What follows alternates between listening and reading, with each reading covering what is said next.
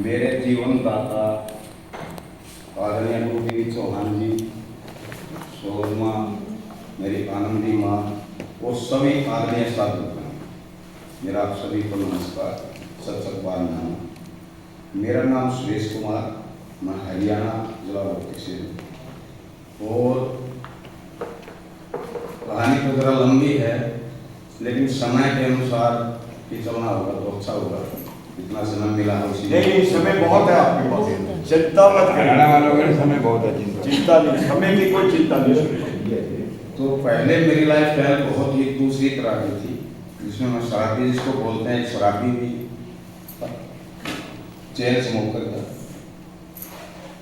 तो होते होते इस कंडीशन तक पहुंचा था कि जहाँ तक डॉक्टरों ने मना कर दिया था, कमर दर्द से शुरू हुआ था।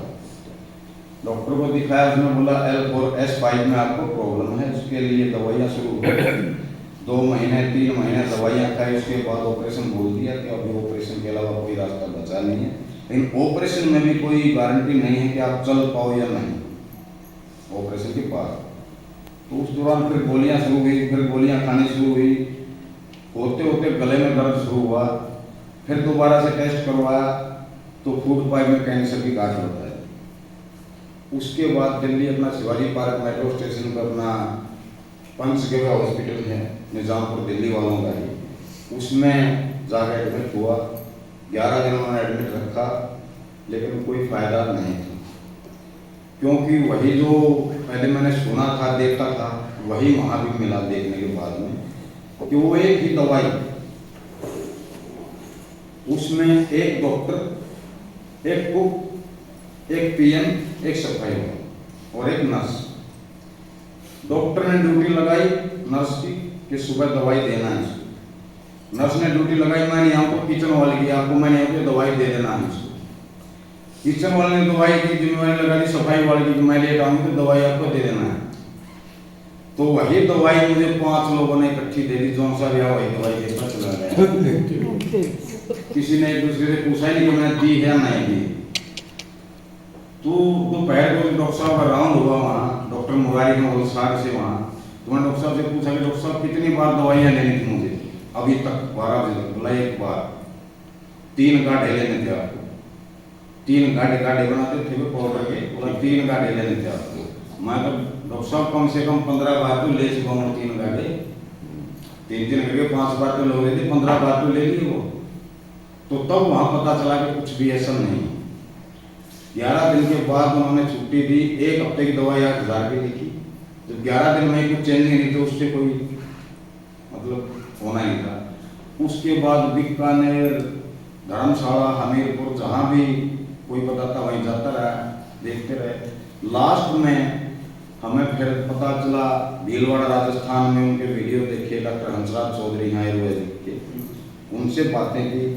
उन्होंने बोला मैं पहले पूरे टेस्ट करवाओ, उसके बाद ही यहाँ हम कैंसर और किडनी की दवाई देते हैं यहाँ पे, लेकिन टेस्ट हम कोई भी नहीं करते हैं। दोबारा से टेस्ट करवाए, पूरे टेस्ट करने बाद उसमें पेट में लाइकोमा की 8 गांठें निकली। पेट में लाइकोमा की 8 गांठें निकली, जिसमें से 6 में कैंसर डिटेक्ट हो चुका है। ब्रेन में जो सिर में दर्द था उसके कारण ब्रेन की शुरुआत हो चुकी थी, और गले वाले तो पहले ही गले हो चुके थे। तो भीलवाड़ा गए तो उन्होंने भी रिपोर्ट देखी, वो आप देखते नहीं रिपोर्ट, हमारा तो काम आपको कैंसर डिक्लेयर हुआ है तो अपना दवाई लीजिए, साल भरना ठीक हो जाएगा। 1 महीने की दवाई वहाँ से भी लेके आया। नींद इतनी खत्म हुई, दर्द इतना ज़्यादा था कि नींद का आने का कोई मतलब ही नहीं था। 10-10 गोलियाँ एक रात में नींद की ली, नींद नहीं है। वो समय मेरे लिए अच्छा था, कोरोना शुरू हुआ और लॉकडाउन लगा। दवाई मेरी 2 दिन की बची थी तो लॉकडाउन लगा। तो गुरुजी से फिर मैंने वीडियो देखे नेट पे, बड़ा यही काम था, कुछ काम तो था नहीं। वीडियो देखे नेट पे, गुरुजी का नंबर मिला, गुरुजी से बात हुई सौभाग्य से। रात के 10 बजे गुरु ने फोन उठा लिया।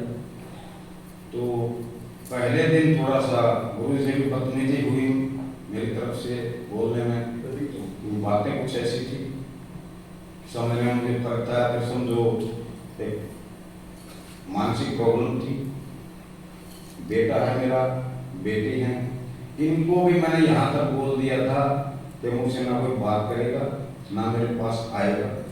थप्पड़ लगाने शुरू कर दिया, गालियाँ देना शुरू कर दिया ताकि ये अपना दूर रहें।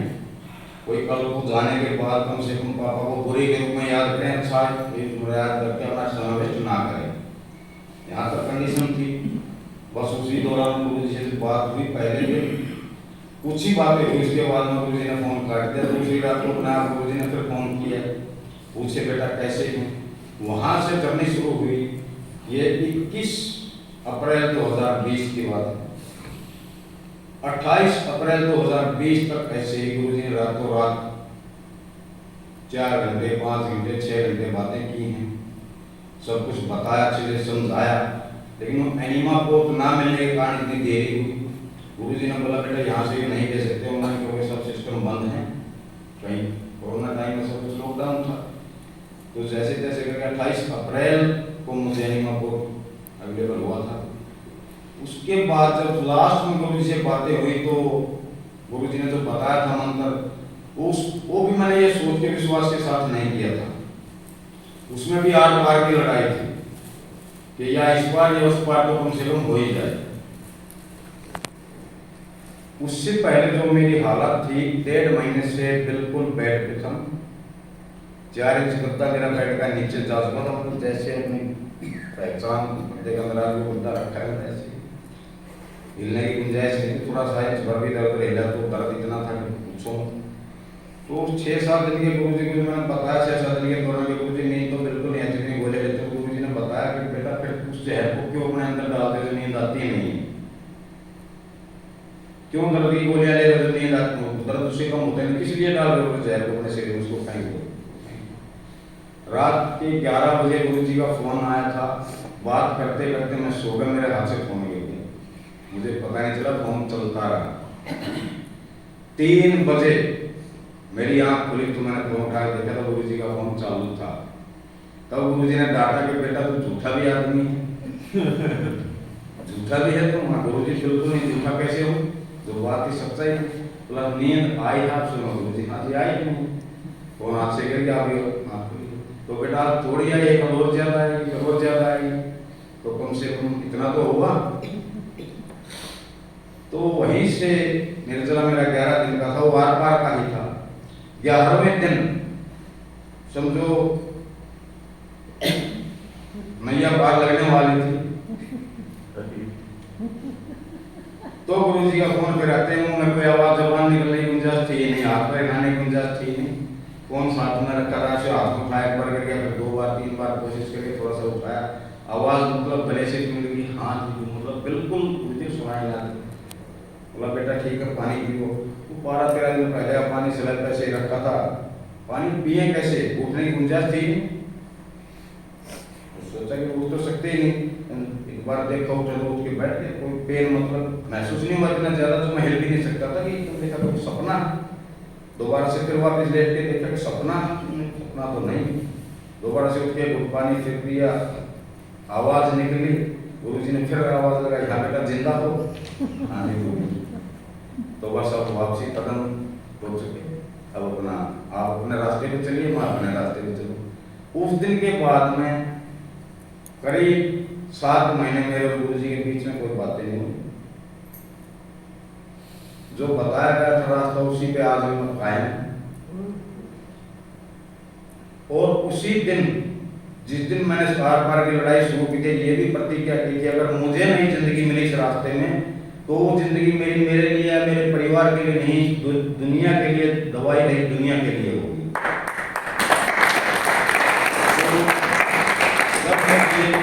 लगा कि मुझे आराम होने लगा। 6 महीने बाद में कमर दर्द तो मेरा 11 दिन बाद ही सुमंत्र था, पता ही नहीं था उसका तो कहाँ गया।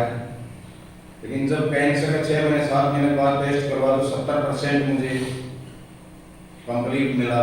तो मैंने गुरु जी से दोबारा कॉल किया था कि गुरु जी मेरी इच्छा है कि मैं भी एक ऐसा सेंटर चलाऊं निःशुल्क, जहाँ पे ऐसे रोगियों की सेवा हो सके। रोगी तो क्या कहूँगा, मैं रोगी ही कहूँगा क्योंकि जैसे मेरे हालात थे तो रोगी ही कहूँगा।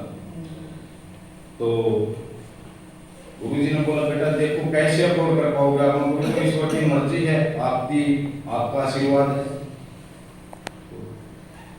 ठीक है बेटा मेरा आशीर्वाद आपके साथ, आप शुरू कीजिए हम साथ हैं। तो वो दिन और आज का दिन मैंने कभी पीछे मुड़ के नहीं देखा। उसके बाद 2 जगह 3 जगह घूमा, देखा कि कहाँ मैं सेवा कर सकता हूँ, लेकिन जहां भी गया वो पैसे का मनीराम का चक्कर आगे मिला। कोई कहता है सैलरी आपके घर भेज देंगे 50,000 रुपया, आप यहाँ रहो सेवा करो, लेकिन रात को ही देखता हूँ कि एक पेशेंट से 20-20 हजार रुपये लिए जा रहे हैं सेवा के नाम पे। 2 दिन रुपये वहां से फिर चल पड़े, फिर दूसरी जगह। जबकि उससे पहले 1 साल मेरा पूरा एक रूम में 10x10 के रूम में गुजरा था, कहीं ना जाना था ना कहीं आना था। मेरी बेटी मैरिड है, को पता नहीं था पापा को कैंसर है, किसी को नहीं पता, सिर्फ बेटे को पता था, वाइफ को पता था, साथी को पता था या गुरुजी को पता था। ठीक होने के बाद में लोगों को ये पता चला कि कैंसर थी। वो ज्यादा मेरा ठीक होने का कारण यही रहा कि उस रूम में बंद रहना मिला। नहीं तो कैंसर पेशेंट को लोग वैसे जीने नहीं देते हैं, मैंने देखे हैं। जो भी आएगा लाइन लगा देंगे, वो उसको कैंसर हुई थी, वो इतने टाइम जिंदा रहा, उसकी हालत ऐसी हुई, उसकी हालत ऐसी हुई। तो एक सोच लिया था कि मरना है तो ऐसे क्यों भी मरना है, मरने के पहले तो ट्रेन से टकराने की सोची तो गुरुजी ने रोक दिए, तो अब ऐसे क्यों मरना है कि लोगों के ताने सुन सुन के भी क्यों मरना है, तो जो होगा। तो मेरे भगवान जो आज हैं, जिनकी कहानी जिंदगी है, कोशिश मेरी आगे भी यही रहेगी जब तक जिंदगी रहेगी, गुरुजी के नाम पे ही मेरा सारा तन मन और धन समर्पित। धन तो मैं नहीं कहूँगा क्योंकि मेरे पास धन है ही नहीं, हाँ तन और मन मेरा जरूर है। रही अनुभव की बात मेरी, तो मेरा जो अनुभव है एनडीए से ऊपर आज तक कोई भी रास्ता निकला ही नहीं, तो ठीक हो सकते। अगर दवाइयों से एलोपैथी से और डॉक्टर से ठीक हो सकते आदमी, तो आज इतने हॉस्पिटल बढ़ते नहीं। आप देखो 10 साल में कितने हॉस्पिटल बढ़े, कितने मेडिकल स्टोर बढ़े और कितने पेशेंट भी बढ़े। अगर उनसे आदमी ठीक होते तो बढ़ते नहीं, हॉस्पिटल भी कम होते और पेशेंट भी कम होते। लेकिन पेशेंट भी बढ़े हैं कई गुना और हॉस्पिटल भी कई गुना बढ़े हैं, लेकिन फिर भी हम उन्हीं की तरफ पहले जाते हैं। और एनडीएस जो 100% सही तरीके से फॉलो करता है उसको मैं कहता हूँ 110% रिजल्ट है एनडीएस में। उसका प्रूफ मैं किसी और की नहीं मानूंगा, मैं अपने आंखों से मैंने देखा, मैंने भुगता है। पहला तो खुद, दूसरा माने वीडियोस डाले हैं ग्रुप में, योगेश कुमार करनाल से लड़का है, brain haemorrhage total paralyse, doctor ने मना, कोमा में लड़का था, डॉक्टर ने मना कर दिया था कि कोमा से बाहर आए या ना आए, कोई गारंटी नहीं है, ठीक तो लाइफ टाइम होना ही नहीं है, कोमा से बाहर आए या ना आए। सुबह उसकी सिस्टर ने गुरुजी से बात की कि गुरुजी इस तरह बात हुई, गुरुजी ने अंतिम माँ का नंबर दिया कि बेटा इनको लेके वहां से ले जाओ। सुबह 6 बजे, रात को बात की, सुबह 6 बजे लेके उनको वहां पहुंच गए थे हमारे पास आश्रम में। तो उस लड़के की जीभ एक तरफ निकली पड़ी थी, आंखें पलटी पड़ी थी, हाथ पैर टेढ़े मेढ़े थे, आवाज थी, जिसमें सिर्फ सांस था। तो सोचना तो पड़ता है थोड़ा सा, मैं भी 2 मिनट के लिए देखा, लेकिन फिर वही बात किया करी कि मैं भी तो एक दिन ऐसा ही था, जो होगा वो ईश्वर की मर्जी है। उसको अपने कंधे से उठा के ऊपर अपना, उस टाइम पर रूमों का काम चला था, रूम कम थे, मैं अपने ही रूम में उसको ले जाके लिटाया और उसका जाते ही एनिमा शुरू हुआ। 10-10 बार रात भर मैंने उसको एनिमा करवाया। 5 दिन बाद उस लड़के के मुंह से शब्द निकला था, आनंदी माँ।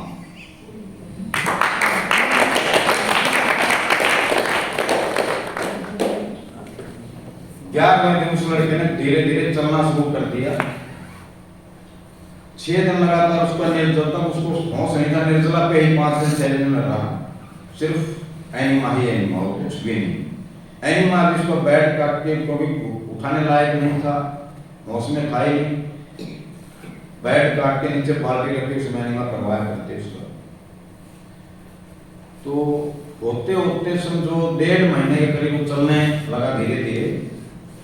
और आज 15 दिन इसको अपने घर पे गए हुए हैं, बिल्कुल नॉर्मल है, सही कंडीशन में है, सारी रिपोर्ट नॉर्मल, जिसका प्लेटलेट्स 9 लाख हुआ करती है। डॉक्टरों ने जाहिर कर दिया था कि हो सकता है इसको ब्लड कैंसर भी हो, क्योंकि प्लेटलेट जो इतनी बड़ी है 100% इसको ब्लड कैंसर भी हो सकता है, लेकिन उन्होंने टेस्ट नहीं करवाया उस लड़के ने।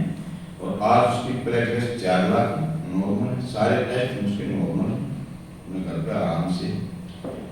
इसमें एक तो भगवान तो मेरे हैं, जिन्होंने जिंदगी तो दी ही दी, एक दूसरा तोहफा मुझे और साथ में दिया, वो एक देवी स्वरूप माँ।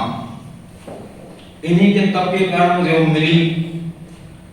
तो जिन्होंने बेटे के रूप में मुझे वहां स्वीकार किया, और एक बेटा भी नहीं, मैं उनका एक भाई भी हूँ, मैं उनका एक पिता भी हूँ, मतलब हर रिश्ता मेरा माँ के साथ है। तो जो प्यार मुझे अपनी सभी माँ से नहीं मिल सका, वो प्यार मुझे उस माँ ने दिया। मेरी आदत जूस लेने की दिन में एक बार थी, शाम के टाइम सलाद लिया करता। जब से आश्रम में पहुंचा हूं 12 बजे मैंने देखा कहाँ है, ऊपर है नीचे है, जूस का गिलास हाथ में होगा, घूमती फिरेंगी ढूंढती फिरेंगी कहाँ। तो इससे ज्यादा मेरे लिए सौभाग्य की बात और क्या होगी। जिंदगी मिली और जिंदगी में एक माँ मिली। कोई त्योहार आया, भैया दूज का त्योहार आया, हाथ में कड़ा पहना है भाई का। कोई अष्टमी आई, हाथ में चैन पहनाई बेटे की रक्षा के लिए। गाड़ी की अगली सीट अपने लिए रिजर्व कर दी कि बेटा जब भी यहाँ से निकलोगे मैं साथ में होंगी, अकेले को कहीं भी नहीं जाने दूंगी। हर पल उनका साया मेरे साथ है। तो इससे ज्यादा और मेरा सौभाग्य कुछ हो ही नहीं सकता। क्या मैं ईशा के बताऊं, और मुझे कुछ चाहिए भी नहीं, अब ईशा की कोई इच्छा है ही नहीं। इच्छा है तो सिर्फ यही है कि जब तक मेरी जिंदगी है मैं गुरु जी का ऋण चुका तो सकता ही नहीं, उस ऋण को मैं कभी नहीं चुका सकता, लेकिन कुछ अंश उस सेवा में लगा सकूं जो गुरु जी ने मेरे ऊपर जितने दिन मेहनत की है, मैं भी थोड़ा सा उसको अपनी तरफ से लोगों की सेवा में लगा सकूं, इतना ही बस मेरा भी इच्छा है। लेकिन फिर भी जो इसमें एक सबसे बड़ी बात मैंने देखी, एनडीएस में भी कुछ व्यापारी लोग आए हम, जिन्होंने पाउडर, डिब्बाबंद जूस या कुछ और products, weight loss powder, weight gain powder बेचना शुरू कर दिया है। मेरा जो अपना अनुभव है, और मेरा अनुभव तो बात जो गुरुजी बोलते हैं कि एनडीएस में सिर्फ 3 ही बातें हैं, संजीवनी क्रिया 6 से 8 घंटा लगना, और उसके बाद रसाहार, जितना हो सके निर्जला उपवास। अब भी आपके सामने सुबह भी बताया होगा और आप भी बताया होगा। इसके अलावा एनडीएस में कोई बड़ी बात है ही नहीं। लेकिन फिर भी हमारे प्रश्न खत्म होते ही नहीं कि किस बीमारी के लिए कौन सा जूस लें सर, किसके लिए क्या करें जी। इसमें एनडीएस में ऐसा कुछ भी नहीं है। इससे सरल रास्ता मेरे को जो अनुभव है, इससे सरल रास्ता जिंदगी जीने का कोई भी है नहीं। छोटे से छोटा कुछ भी इसमें ऐसा नया नहीं है जो हमें सीखना पड़े, कोई जरूर सीखने की नहीं है। आपको बता के फोन पे जैसे बात हुई, आज कल भी हमारा गुरु शिष्य का मिलन था। कई बार बीच में गुरु से पूछा, गुरु जी हमारे लिए आ जाए मिलने के लिए। बेटा किस लिए? फोन पे बातें हो जाती है, मिल लेते हैं बेटा, मिलते ही तो हैं। माँ ने इच्छा जाहिर कई बार कर ली थी कि बेटा एक बार गुरु जी के दर्शन करवा दो। प्रोग्राम बनाते कैंसिल होता, प्रोग्राम बनाते कैंसिल होता, लेकिन समय जो लिखा होता है उस टाइम पे ही काम पूरा होता है। चले उस दिन भी 9 तारीख को चले थे कि 10 तारीख को पहुंच जाएंगे। उस दिन भी नहीं पहुंच पाए क्योंकि समय तो अपने हिसाब से निर्धारित था। तो भी हमारी इच्छा माँ बेटे की पूरी हुई। अब इससे आगे इच्छा कुछ बची है ही नहीं। इससे आगे बस इतना ही है, जो जितना दिन की जिंदगी है ये आप लोगों की सेवा के लिए है। दूसरा मेरा एनडीएस ग्रुप चलते हैं, 3 ग्रुप मेरे चलते हैं, एनडीएस के माने बना रखे हैं एनडीएस ग्रुप। उसमें जिसको ऐड होना हो मैं आपको नंबर लिखवा दें। 24 आवर किसी भी टाइम कॉल करें, निःशुल्क जब मर्जी कॉल करें। ये ना समझे कि रात के 2 बजे हैं तो किस लिए कॉल करना है, उठाएंगे नहीं, मैं बिल्कुल उठाऊंगा। अगर उस समय बिजी हुआ तो उसके बाद दोबारा मैं खुद कॉल लगाऊंगा। तो मेरा तो आपसे यही एक अनुरोध है कि जितना इसमें एनडीएस में व्यापार जो आया है इसको हम ही बंद कर सकते हैं। हमें सिर्फ गुरु जी की बात सुननी है, जो कहते हैं वही सुनना है, ना कि व्यापारियों की बातें सुननी है। क्योंकि जन्मदाता एनडीएस के हमारे सामने हैं तो हम किसी दूसरे की क्यों सुने। वही पहले अभी पता नहीं मुझे आता कि नहीं, घरेलू डिटर्जेंट पाउडर आया करता है, एक वॉशिंग पाउडर, तो उसकी एक ऐड आया करती, पहले इस्तेमाल करो फिर विश्वास करो। तो गुरुजी का तो एक प्रोडक्ट ऐसा, पहले विश्वास करो, अपना इस्तेमाल करो, उसके बाद विश्वास करो, किसी दूसरे पे विश्वास करो ही मत कि गुरुजी ने क्या कहा, मैंने क्या कहा, उसने क्या कहा। अपने ऊपर इस्तेमाल करके देखिए, अगर आपको रिजल्ट लगे कि है तो करिए, नहीं तो छोड़ दीजिए, इसमें कोई तरह का है ही नहीं। लेकिन जो भी ये इसमें जितने व्यापारी लोग जो आए हैं ये सिर्फ पथ भ्रष्ट के लिए और गुरु जी के दवाई एक लक्ष्य को डगमगाने के लिए आए हैं। गुरु जी का लक्ष्य बहुत बड़ा है, दवाई रहित दुनिया, एक सपना जो है उसको साकार के लिए गुरु जी नहीं कर सकते। उसके लिए हमें जोत से जोत जलानी होगी और हमें एक दूसरे का सहयोग करना होगा। और जितने भी ये प्रोडक्ट बेचने वाले हैं उनसे मैं पूछना होगा कि आपने प्रोडक्ट बेचने के लिए आपसे किसने एनडीएस में कहा है, उनसे आपको पूछना होगा, तभी तो बता पाएंगे कि किसके नाम से हम प्रोडक्ट बेच रहे हैं। लेकिन हमारी कुछ कमियां हैं। हमने फोन हमारे पास भी होता है, मेरे पास फोन लगाएंगे रात के 12 बजे, मैंने जवाब दे दिया, सुबह आके में बैठे हुए माँ जी के पास फोन आ जाएगा, माँ के पास उसी बंदे का, फिर माँ से पूछने लग जाएंगे, क्योंकि लोगों का विश्वास ही नहीं है। तो अपना मेरा तो यही सुझाव आप सभी के लिए कि अपना विश्वास एक जगह कायम कीजिए। जो एनडीएस के जन्मदाता हैं उनकी बात सुनिए, ना मेरी सुनिए, ना माँ की सुनिए, ना किसी और की सुनिए। जो एनडीएस के जनक हैं हमारे, जिन्होंने अपना 30 साल का अनुभव आपके सामने खोल के रख दिया है, इससे आपको क्या आपके लिए कर सकेंगे।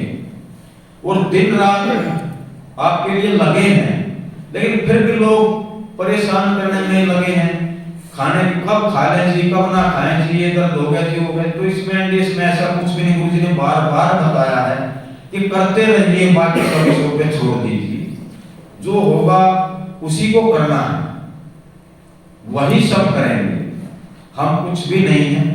एक दूसरे का माध्यम हम जरूर बन सकते हैं इसमें, और इसके अलावा हम कुछ भी नहीं।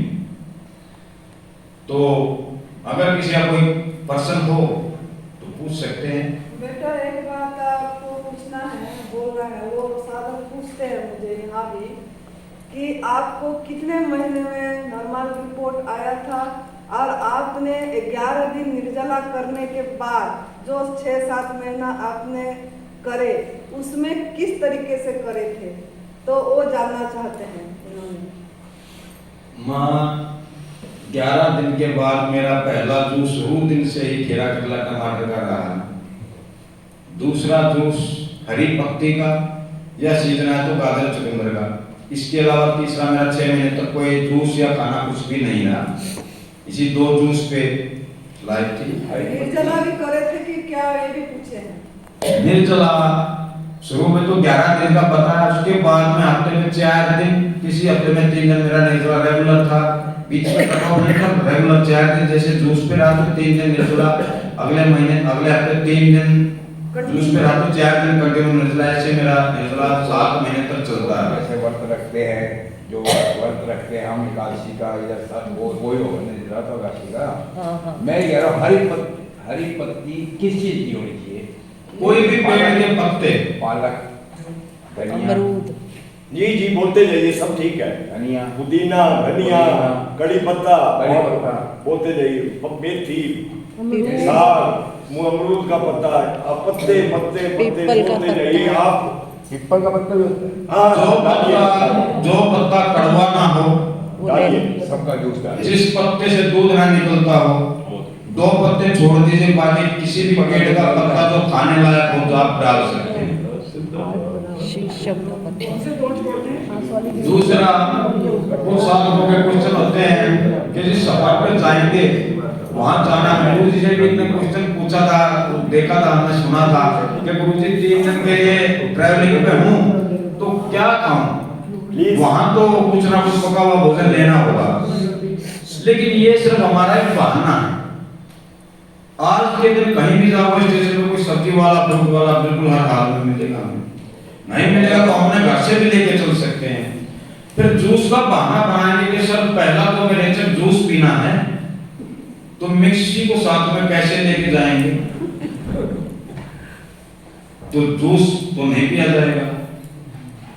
टमाटर का रेचर जूस बताया मुझे के लिए, टमाटर का जूस ले सकते हैं। 4 टमाटर अपने बैग में रखिए तो बैठे बैठे ट्रेन में चबाइए, उसको फाइबर को गुर्जे निकाल दीजिए, रेचर जूस ले लिया आपने, किसी चीज की जरूरत पड़ी नहीं। स्टेशन पे आके उतरे, आप जाइए, पेड़ स्टेशन पे काफी पेड़ मिलेंगे, पत्तियां तोड़िए, चबाते चबाते चलते जाइए, ग्रीन जूस आपने पी लिया, पेट आपका भर गया, आपको किसी की जरूरत ही नहीं है। तो ये तो ना करने वाले के बहाने हैं कि गुरुजी कैसे ट्रैवलिंग करेंगे, क्या लेके जाएंगे, क्या खाएंगे, क्या पिएंगे। करने वाले के लिए आएंगे, इसमें कुछ भी मुश्किल नहीं। सुबह वॉकिंग के लिए निकला, अपना पत्ते चबाए, जब भी पत्ते चबाए, फूक दिया, जूस अंदर ले लिया, बस हो गया उसका एनडीएस वाला 0 बैलेंस पे अपना एनडीएस कर सकता है। फिर भी परिवार को कुछ ना कुछ दे भी सकता है।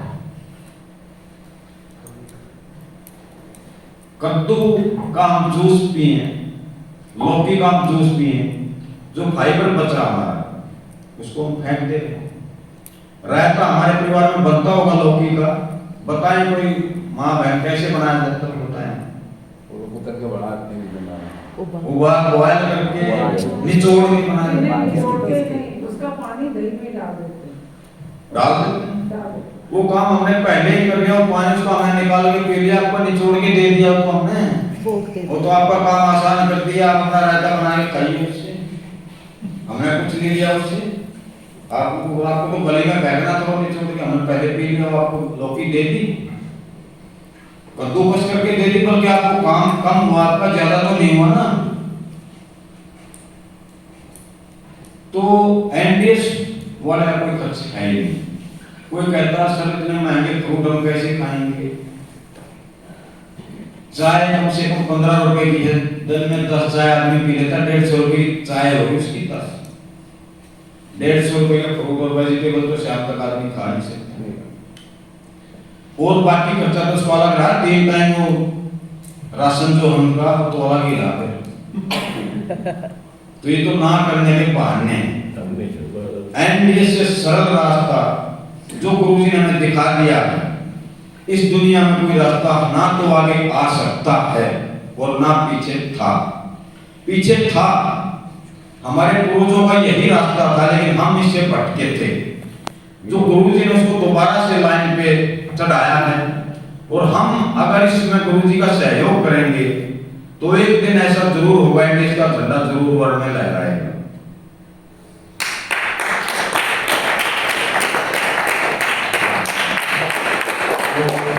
मैंने जो प्रतिज्ञा की थी गुरुजी से, वो लगभग अभी बहुत पूरी होने को है। जो मांगने आए थे गुरुजी से, तो गुरुजी ने पहले ही जैसे बताया था कि भगत को छीनना पड़ता है, तो गुरुजी ने हमें शिविर, एक शिविर दिया था 5 दिन का। उस शिविर को हमने रात को गुरुजी के पास बैठ के 10 दिन का करवा लिया। एक शिविर और अलग से झटक लिया, तो इससे ज्यादा सौभाग्यशाली हम क्या होंगे? एक बात बताइए आप। 21 जून 2023 से 30 जून 2023, 10 दिन का 10 दिन का। और अक्टूबर 20 2023 से नहीं, अक्टूबर 10 2023 से अक्टूबर 19 2023 हिमाचल में नवरात्रों में। दूसरा, इन शिविरों में किसी भी तरह की कोई भी फीस या कोई चार्ज नहीं होगा। ये शिविर बिल्कुल निःशुल्क होंगे। कंडीशन हमारे वो कहता नहीं नीचे लिखा होता कंडीशन अप्लाई, तो मेरी एक कंडीशन है, टूरिस्ट वहां पे आने से बचें, सिर्फ एनडीएस के साथ ही वहां आए। और पहले से कुक फूड छोड़े होंगे मैं एनडीएस साथ तो वही हुआ नहीं ना, साल को खाते हैं वो एनडीएस साथ बोलते हैं हम इनके साथ साल को जो साल वाला तो एनडीएस साथ के लिए दिव्याशीष पर सुभाषचंद्र के दरवाजे हमेशा खुले हैं। और जब तक मैं और माँ के सिर पे गुरु जी का हाथ है वो ऐसे निःशुल्क चलेंगे। और अगर भगवान ने चाहा, गुरु जी की कृपा हुई तो जल्दी ही जब तक उस शिविर का समय होगा हमारा, शायद पक्का तो नहीं, शायद हम उसी समय शिविर हरिद्वार में भी अपना दिव्याशीष परमाशु का आश्रम बनाकर उसमें भी लगा के रखेंगे। तो बात तो वही है, सहयोग आप सभी का चाहिए होगा। आप रोहतक से हो सर? हाँ जी, मैं आसी से हूँ, हरियाणा से। आसी ने लिए अब मैं रोहतक से नहीं हूँ, पहले रोहतक से वो हैं, अब मैं हिमाचल से हूँ। डिस्कशन अभी रोहतक से वो बेटियां हैं, वो बेटा है, मैं अभी हिमाचल से हूँ। ये जो मर्जी कर लीजिए बात अभी। ठीक है सर, अभी मैं हिमाचल से हूँ। 30 मार्च को घर से मैं पिछली बार गया था 2 दिन रुक के, इसी आश्रम के काम से आया था। 30 मार्च के बाद अभी एक दिन इलेक्शन था, वोटिंग के लिए थोड़ा सा दबाव होता है, गाँव में होता है तो गया था। बाकी मेरे लिए ना मेरे बच्चे अब अहमियत रखते, ना मेरा परिवार कोई अहमियत रखता है। मेरे लिए एनडीएस ही मेरा परिवार है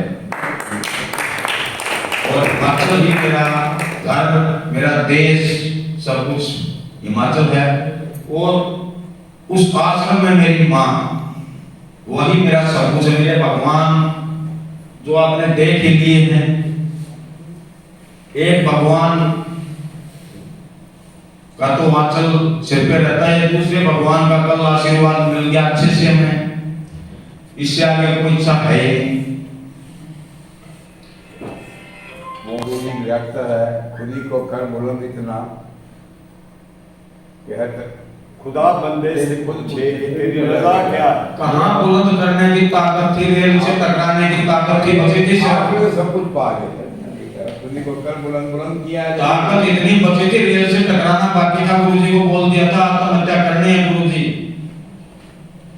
उसी बात पे मैं थोड़ा सा बोला नहीं कि फिर गुरु से बातें हुई तो थोड़ा सा हमारे गुरु से शिष्य की नोक-झोंक भी हुई। तो गुरुजी ने जो मंत्र दिया था, मरना है तो भूखे मर, तो वो मंत्र मुझे जो मिला है तो मेरा तो हमें, मैं भी उसके आगे दूं। तो उसमें थोड़ा सा गुरुजी का थोड़ा सा कम गुस्सा था, मेरा थोड़ा सा ज्यादा हो जाता है, उसमें थोड़ा सा माफ करना। तो उसी कारण लोग मुझे गालियां भी देते हैं, वो भी सहन करता हूं, करनी चाहिए। गालियां कौन देगा? जो एनडीएस ना करने वाला हो। विरोधी और किसी क्योंकि ना मेरी माँ के पास कोई पैसा है, ना मेरे पास कोई पैसा है जो हम आप सभी के लिए निःशुल्क चला सके। 4-5 लाख रुपए महीने का आश्रम का खर्चा है, 1.5 करोड़ रुपए उसके निर्माण में भी लग चुका, अभी 1 करोड़ रुपए और भी लगना बाकी है। हमारी इतनी हिम्मत नहीं थी कि हम इतना पैसा लगा सकें। वो लोगों का पैसा है, आप सभी का पैसा हो। वो पैसा अगर एक पैसा भी उसमें से बैठ जाएगा तो मुझे दुख होगा, इसलिए मुझे बोलना पड़ता है। टूरिस्ट को वहां बर्दाश्त नहीं करता। एनडीएस साधक का वहां 24 घंटे स्वागत है और हर महीने 10 तारीख से 20 तारीख शिविर होता है हमारा, वो भी निःशुल्क होता है। कभी भी एनडीएस साधक उसमें आ सकते हैं, पहले वहां के पास अपना नाम लिखवा दें, उसके बाद कभी भी किसी भी शिविर में आप आ सकते हैं। एक एनडीएस साधक के साथ एक सहायक भी साथ में आ सकता है, जो जिसको जरूरत हो सहायक की, उसका भी रहना खाना सभी निःशुल्क है। आश्रम तक पहुंचने का किराया आपको देना है, उसके बाद में सब गुरु की कृपा है, ईश्वर की कृपा है, वो जैसे होगा ईश्वर की मर्जी से होगा। फिर कोई पर्सन किसी एक थोड़ा ये प्रश्न है जो चमत्कार हुआ उसका थोड़ा प्रोसेस बताइए। जैसे 11 दिन तक तो आप बिल्कुल वो रेगुलर थे, तो उसमें एनिमा चलता था। एनिमा चलता था, बड़े बड़े एनिमा चलता था, वो बातें ज्यादा दोबारा से दिमाग में ना ही आए तो अच्छा है। अच्छा, उसके बाद फिर आपने बताया था कि बेड से उठने की हिम्मत नहीं थी, लेटे लेटे बाल्टी में एनिमा हुआ करता, कपड़े भी सने, वो बातें मतलब ज्यादा इतना बताने के बाद में खुद समझदार आदमी समझ जाते हैं। वो दोबारा से वो सीढ़ी आ रही प्लीज एक बात पूछूं? हाँ आपने बताया कि अभी जैसे एनडीएस जो फॉलोअर हैं उनके लिए वो शिविर लगाया जा रहा है, तो शिविर में जो ऑलरेडी एनडीएस फॉलो कर रहे हैं उनका क्या लाभ है, मतलब उस शिविर को अटेंड करने का? पता नहीं था, लगाया पता। जो पहले से ही आपने कहा ना कि जो फॉलो कर रहे हैं उन्हीं को एडमिशन दी जाती है वो तो उसका मतलब फिर फायदा क्या होगा? नए साधक कैसे जुड़ेंगे, इनका कहना ये है। नहीं, जिसको लाभ होना चाहिए, पर्पस भी क्या हुआ? हाँ, ये जिसको लाभ होना चाहिए वो वहाँ है।